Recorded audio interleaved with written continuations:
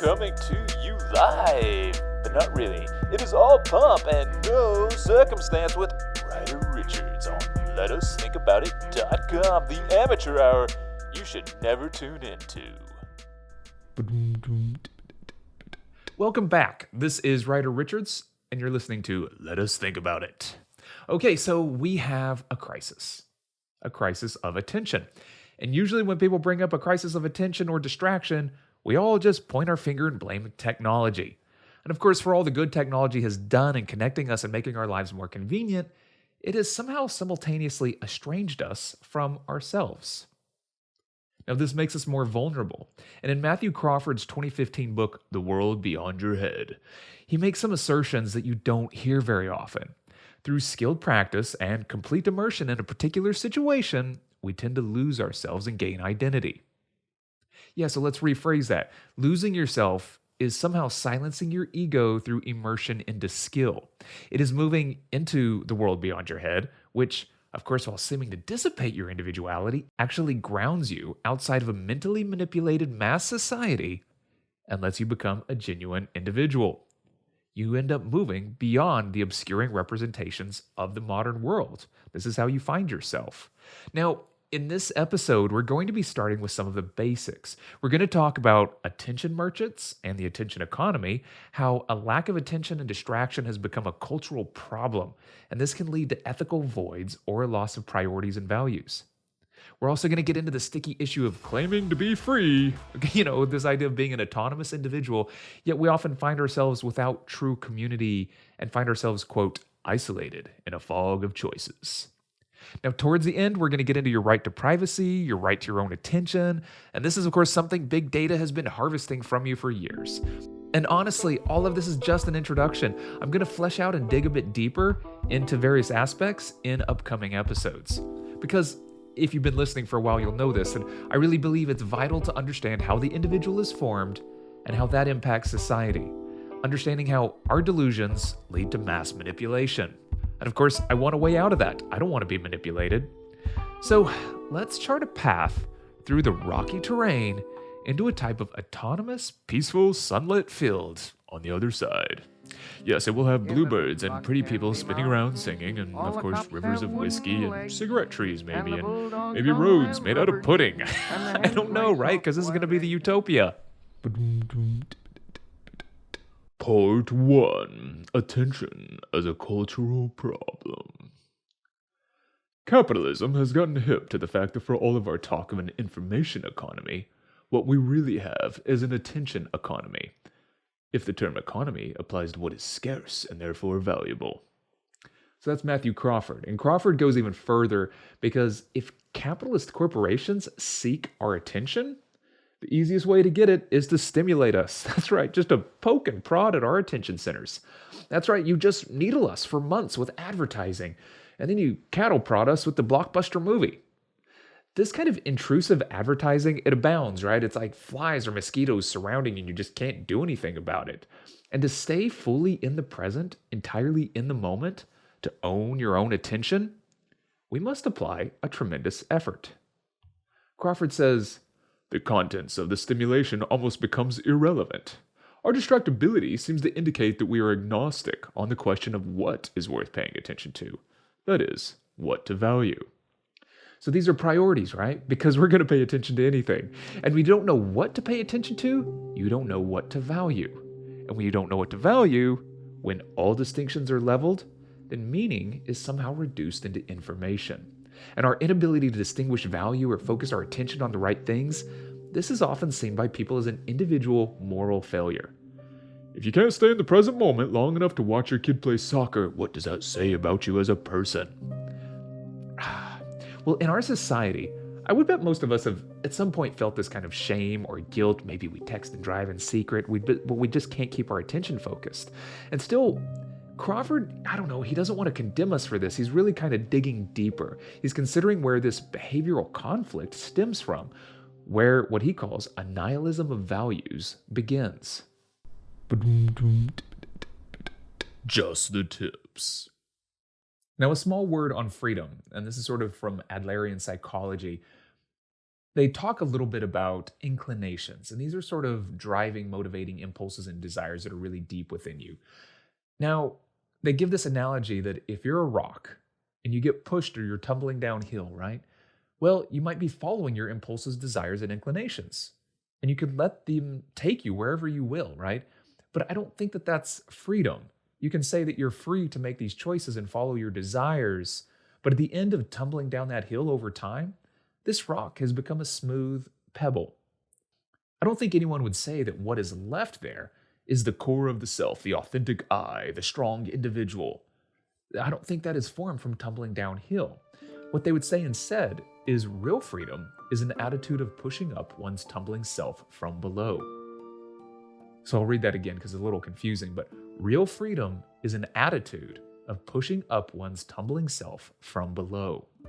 Now, most people consider freedom as a kind of release, a release from organizations and obligations, right? But a semantic distinction here, this is a small one, that might be closer to liberation rather than freedom. According to Adlerian psychology, freedom incurs a cost. And in exercising your freedom, you're going to be disliked by others. And that's not a smooth tumble downhill. Part 2. Liberation of the individual.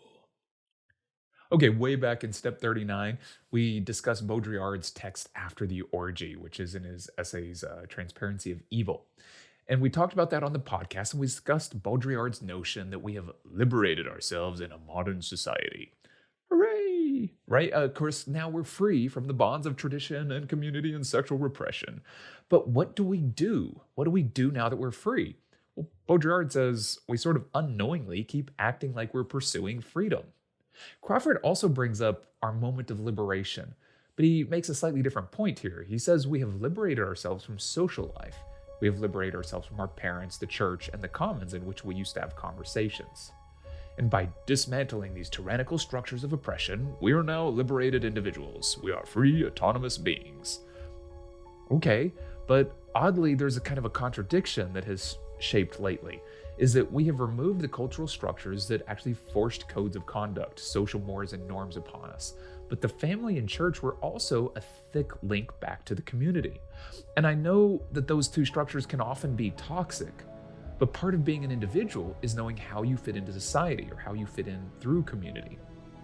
In dissolving these structures, the promise is greater freedom and diversity. But what if, and this is just a question here, without cultural form, without some authority that shapes us, some rule we can push back against, what if we actually flatten and homogenize the individual? Now, we're going to untangle this a little bit more later, but Crawford says, our mental lives converge in a great massification, ironically, under the banner of individual choice. Well, let's unpack that just a little bit. We have been promised choice as free autonomous individuals. Yet somehow we're more similar and our internal lives suffer similarly all across society. Now, here you can push back, and of course you should, but maybe by the end of the episode this will be a little more clear. Because there's really something profound in uncovering that freedom of choice and individuality have been shifted over time to make us somehow more similar and more pliant. They have somehow been weaponized to become the opposite of their premise. Crawford says, we are isolated in a fog of choices. Bombarded with advertising, we only see the commercial stories that have stepped into the void after we dismantle the cultural authority. Yeah, our liberation from all things, it left this huge hole. But once groups are atomized, broken apart into individuals, there's also not a socially concerned collective voice to fill that hole. And what happens is commerce stepped in and took over. Commerce is now our cultural authority. So once again, we are isolated in a fog of choices. We're stuck in our heads, and when walking down the street, we're bombarded, prodded, and needled by small pleas attempting to consume our attention, to pull us out of ourselves. Now, this distraction, it creates a low-level anxiety, and this is a diffusion of our attention across multiple sources. Now, in response, what we have done is we've learned to protect ourselves, right? We keep our valuable attention for ourselves. We deny the request for eye contact or a casual wave when we're walking down the street because it might pull us out of ourselves and into the world. This world, it has too many predatory options. There's just too much risk of transactional manipulation out there. Now, perhaps, somewhat liberated from society, we avoid interaction from drawing us into attentional responsibilities. That is, to keep our autonomy, to remain free, we imprison ourselves. We choose to stay inside of ourselves, inside of our own heads. Part 3. Modern Life. Crawford discusses that in modern life, the cultural problem goes beyond merely ignoring advertising. We become so distracted we cannot recognize ourselves and have difficulty getting a grip on genuine joy. Now, here he cites an Onion article where a man is actually trying to have beers with friends, and as he finally starts to approach genuine joy, he remembers the crushing amount of work he knows, right? And all of a sudden, he remembers this unresolved issue with his Southwest Rapid Rewards account because he needs to purchase airfare for that bachelor party. And oh God, and what about his mother's birthday present? Now, in this state of perpetual distraction, we miss out on joy because of a to-do list that is capturing our attention. And Crawford says, there's no basis for us to resist the colonization of life by hassle. This creates an ethical void. Without a foundation from which we can stand and push back or prioritize, our attention has no footing. Attention is so foundational that without it, we lose morality, ethics, and philosophy. Yet, let us not forget, attention is only partly shaped by the ethos of our culture, right? It's also formed through biology and neurological means. And of course, that means it's not just ideas or society, it's also a physical, mechanistic system. Just the tips. On the science of attention and focus, Dr. Andrew Huberman, who I've talked about on the podcast before, he's an honest-to-God neurologist, right? He's also a good podcaster. He discusses how focus with your eyes creates a biological response, a body response, triggering a signal to the brain area called the zona incerta, I don't know how you say it, which can shift our entire brain and body into a mode of focused pursuit. Motivation and drive can be focused with vision. This is kind of crazy, right? Usually this happens externally, and you can think of things like advertisements of food that cause us to pursue food. But we can hijack this biological response and use it for our own benefit, our own goals. By holding your visual gaze on a single location in front of you, you can initiate some of the exact neural mechanisms granting alertness and enhanced cognition. That's right. By staring really hard, you can increase your attention, drive, and focus. And you'll probably look like a psycho. Part 4. Ethics and the attentional commons. Humans, we have a survival mechanism. This is called an orienting response, and you can think of it as goal-oriented or stimulus-oriented. Overall, we just call it attention. Now, attention focuses us on threats, like tigers that are jumping out at you, right? Or it can focus you on rewards, like food or sex. It can also focus your ambition for goal attainment, such as, making sure you can get more food and sex while not getting eaten by tigers. Now, external stimuli, that can easily hijack this survival mechanism, right? A tiger leaping out at you, yeah, that'll get your attention. How about a television showing a sexy person covered in food? Oh yeah, that will equally get your attention. Or, then again, maybe not. Maybe you're desensitized to tigers. But what happens here is that we get distracted from our internal goals and ambitions by these external hijackings. Hijacking a survival trait? Yeah, that sounds bad, right? Now, if your survival responses are blunted because you're constantly being advertised to, you're continually being shown things like new opportunities for efficient use of closet space, or some de-stressing plastic spinner that doubles as a fork. Well, it's only reasonable that we tune out, right? We protect ourselves and we blunt our survival instincts by tuning out. However, Crawford wants to bring up that we miss something really important if we're tuning out all the time. Because, there's one side of it, which is survival, not seeing or hearing that car about to run us over. Well, that's one part. The other is what happens to society. The example Crawford talks about. For instance, if you're at an airport, we put on our noise-canceling earphones and we bury our faces in books. And that's because we don't want to see the TV or hear the chatter, right? We end up creating these mini pockets of private experience. And in so doing, we say, do not see me and I will not see you. We'll all be fine here. Yeah, what happens is we're going to return to this behavior again and again, but one aspect is amidst this kind of multiplicity of private worlds, what happens to the public world? The world in which we see others and are seen, in which there can possibly be these kind of charged experiences, right? Even a kind of erotics, this kind of erotics of potential and energy amongst others. Well, instead of that, this stimulation of this kind of attention shared, well, that goes somewhere, but it's kind of thwarted. And what we do is we turn it inward. Instead, what we end up doing is we diminish the shared realm by protecting our attention. We use all this mighty effort now to tune out distractions and minimize interaction with others.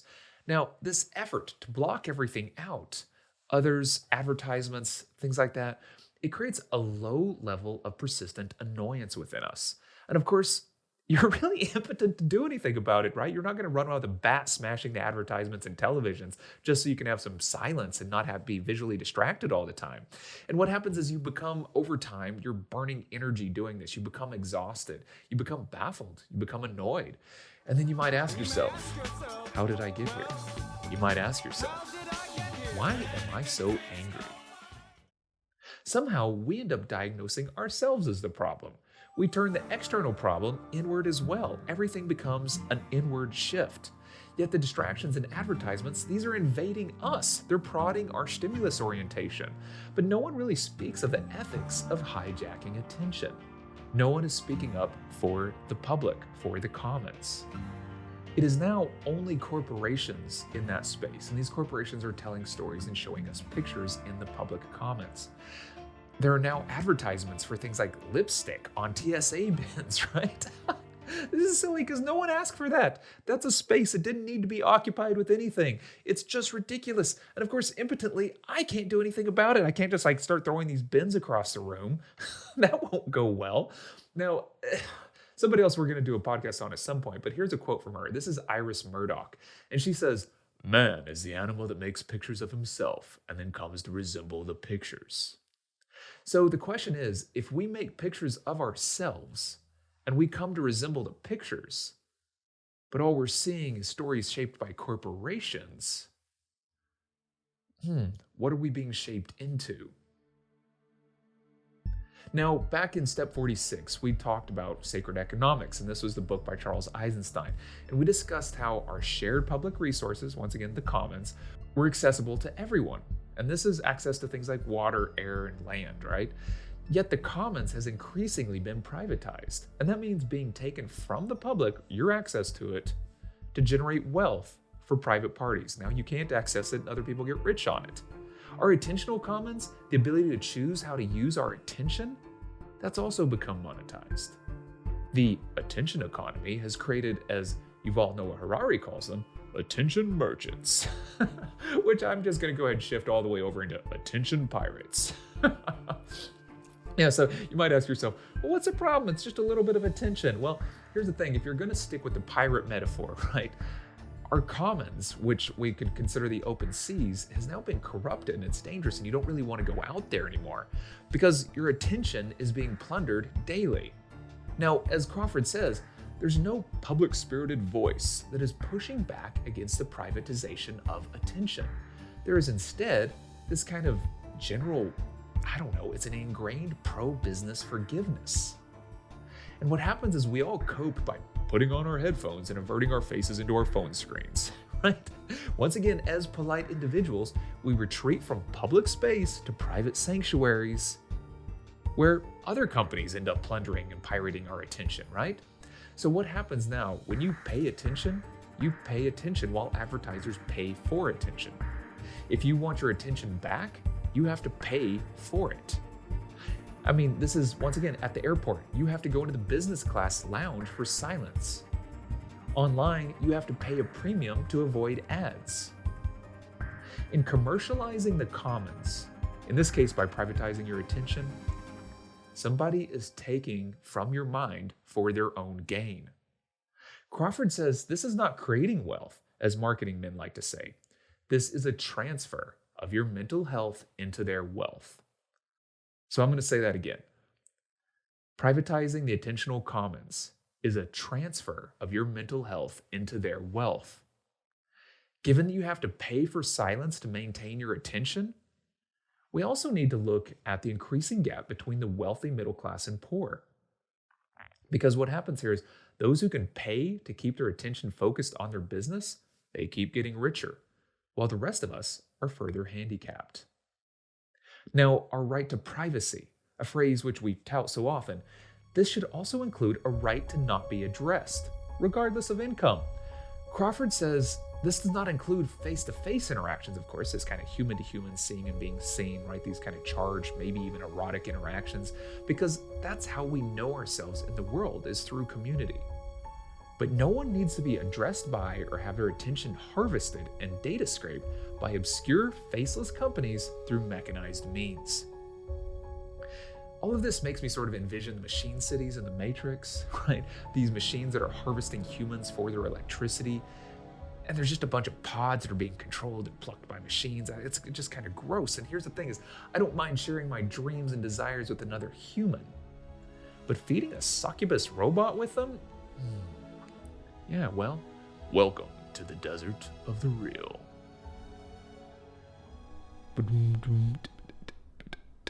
Part 5.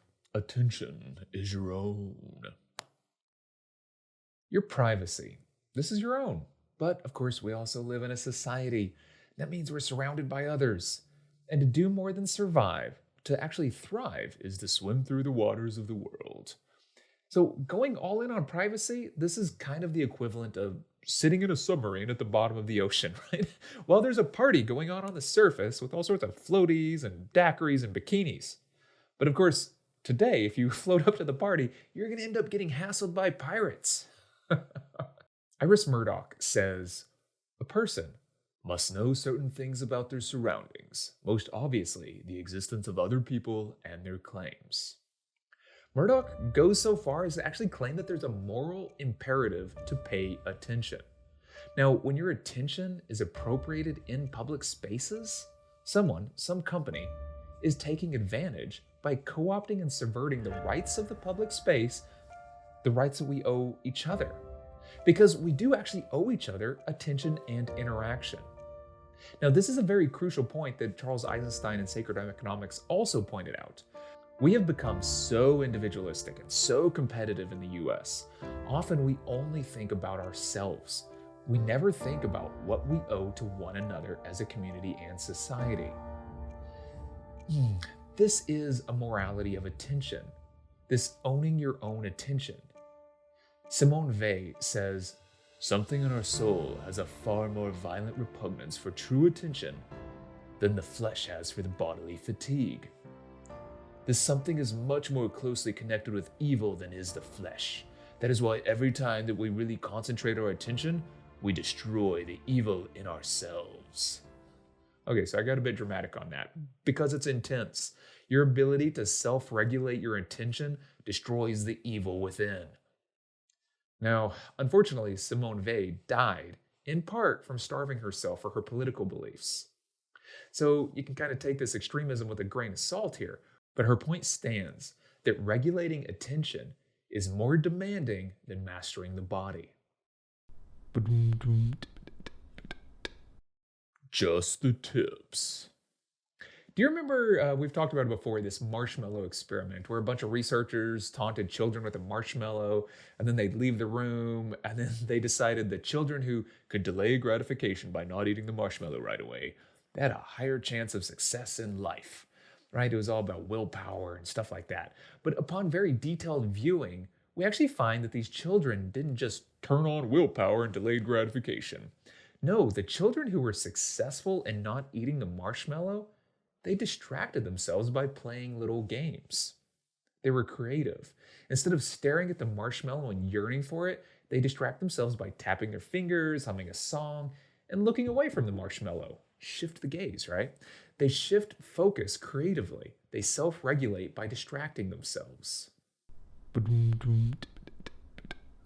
Part 6. Attention is not your own. Now, these non-marshmallow eating kids, right? they self-regulate through creative distraction. This is not the true attention that Simone Weil spoke of earlier, but it is a way of controlling attention. Now, the implication here is if we cannot direct our attention where we will, we're very receptive to where they will. In other words, we're ripe for manipulation by others. So what happens is other people will put the marshmallow in front of us, and if we cannot redirect our attention, we will eat the sugar. And of course, the more of it we eat, the more alike we all become. We all become Stay Puft Sugar people. Hooray! No. Now, if we only eat the marshmallows, this being the advertising and media news that's basically put on our plate and shoved down our throat, there becomes a homogenization of viewpoints, and we actually lose uniqueness while all claiming to be individuals. Well, I wanted to eat that marshmallow. According to the prevailing notion, to be free means to be free to satisfy one's preferences. So, by fulfilling your preferences, are you truly unique, right? The expression of your preference is supposed to somehow express your authentic core. And reason, of course, is merely a tool to serve your preferences. This sounds a little bit strange, right? There's an insidious little trap here. There's kind of a flip and a redirection, because to pursue your preference is somehow to become an autonomous, free individual. And the individual enacting their preference is culturally above scrutiny or judgment. That's right, no one can complain. You do you. You be diverse, be unique, be free. No one can criticize you for being your unique self. Okay, well, that's one way to think about it. Yet most of our preferences tend to align with market forces. This is the images that are shaping us, right? That corporations are telling. These are the stories they're telling, and we end up sucking them down like marshmallows. Now, Crawford calls this the standardized appeal. And our choices in politics and ideology, they're most likely kind of the same thing, right? There's some sort of squishy, fluffy neoliberal economics that are sitting on the plate in front of us. I'll take that. That looks good. That's now my opinion. Now, the paradox here is to actually be a good human, is to somehow fulfill your preferences, to manifest your unique self. Yet your preferences are often consumption of the same thing over and over that someone else is feeding you. Right? This sucks. And you feel free because, of course, you're choosing to eat that marshmallow. That choice, yeah, it actually might be your preference. Yet, is it the choice of an individual to consume what they put in front of you? I don't know.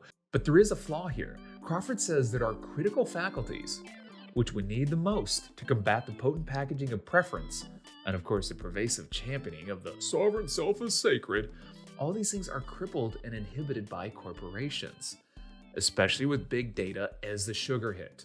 Now, our temptations, they lead us into stupidity. And once there, we can't think our way out, right? We're too distracted by all the sugary marshmallows, all the sugar. And over time, we lose the strength to escape because we lose the ability to be rationally critical. All right, thank you very much for tuning in. Once again, this is just part one. This is just the introduction, laying some groundwork to show you sort of the real pickle we're in here, these kind of contradictions where our attention is hijacked, and then how this has sort of moral and ethical implications as well as personally debilitating us. Crawford has what I think are some excellent solutions for how to build a more robust individuality. But first, we need to realize how the trap is built that blinds us and also binds us to a system that claims to offer individuality while destroying it. So yes, this is all heavy, but there is a solution. What I also keep reminding myself of is that this book is something like 7 years old, but it has some foresight into current concerns that are surfacing, right? These ideas of surveillance capitalism and social media rigged election stunts and kind of Cambridge Analytica stuff and Facebook and fake news.